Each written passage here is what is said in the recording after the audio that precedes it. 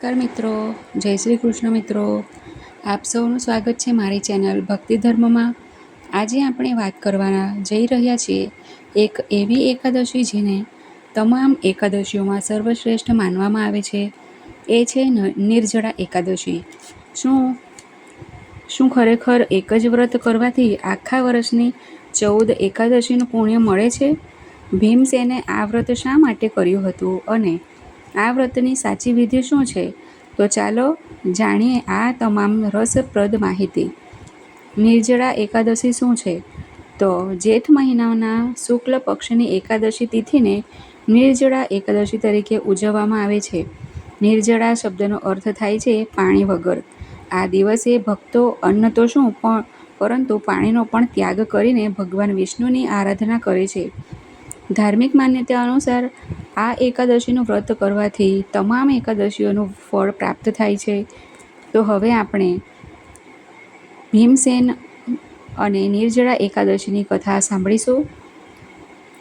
મહાભારતના સમયની વાત છે. 5 પાંડવોમાંના એક ભીમસેન ખૂબ બળવાન હતા, પરંતુ તેમને ખૂબ ભૂખ પણ લાગતી હતી. તેમના ભાઈઓ અને માતા કુંતી બધી એકાદશીનું વ્રત કરતા હતા, પરંતુ ભીમસેન માટે ઉપવાસ કરવો મુશ્કેલ હતો. તેથી તેમણે મહાન ઋષિ વ્યાસમુનિ પાસે ઉપાય પૂછ્યો. વ્યાસમુનિએ કહ્યું, હે ભીમ, જો તું બધી એકાદશીઓનું વ્રત ન કરી શકતો હોય તો જેઠ શુક્લ એકાદશીના દિવસે નિર્જળા વ્રત કર. આ એક વ્રતથી તને બધી એકાદશીઓનું ફળ પ્રાપ્ત થશે. ત્યારથી આ એકાદશીનું મહત્ત્વ ખૂબ વધી ગયું. નિર્જળા એકાદશીનું મહત્ત્વ શાસ્ત્રોમાં જણાવ્યા મુજબ ભગવાન વિષ્ણુ પ્રસન્ન થાય છે, પાપનો નાશ થાય છે, જીવનમાં સુખ અને સમૃદ્ધિ આવે છે, પૂર્વજોને શાંતિ મળે છે, મોક્ષની પ્રાપ્તિનો માર્ગ સરળ બને છે.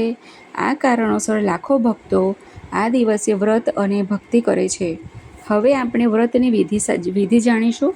નિર્જળા એકાદશીના દિવસે વહેલી સવારે સ્નાન કરવું, પછી સ્વચ્છ વસ્ત્રો પહેરવા, ત્યારબાદ પૂજા સ્થાનમાં ભગવાન વિષ્ણુ અને માતા લક્ષ્મીની પૂજા કરવી, ધૂપ દીપ કરી પુષ્પ અર્પણ કરવા, સાથે જ તુલસીના પાન અર્પણ કરવા, આરતી કરવી અને ઓમ નમો ભગવતે વાસુદેવાય મંત્રનો જાપ કરવો, ભજન કીર્તન અને ભગવાનના સ્મરણમાં આખો દિવસ પસાર કરવો. આ દિવસે દાનનું વિશેષ મહત્ત્વ માનવામાં આવે છે.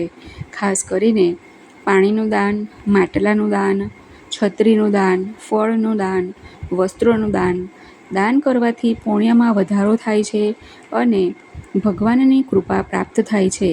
મિત્રો, નિર્જળા એકાદશી માત્ર ઉપવાસનો દિવસ નથી, પરંતુ ભગવાન પ્રત્યેની અખૂટ શ્રદ્ધા, સંયમ અને ભક્તિનો પવિત્ર ઉત્સવ છે.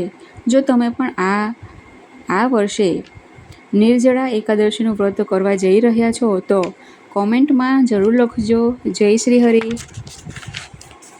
વિડીયો પસંદ આવ્યો હોય તો લાઈક શેર અને મારી ચેનલને સબસ્ક્રાઈબ કરવાનું ભૂલતા નહીં. અને મને સાંભળવા માટે ખૂબ ખૂબ ધન્યવાદ. જય શ્રી વિષ્ણુ, જય શ્રી હરિ.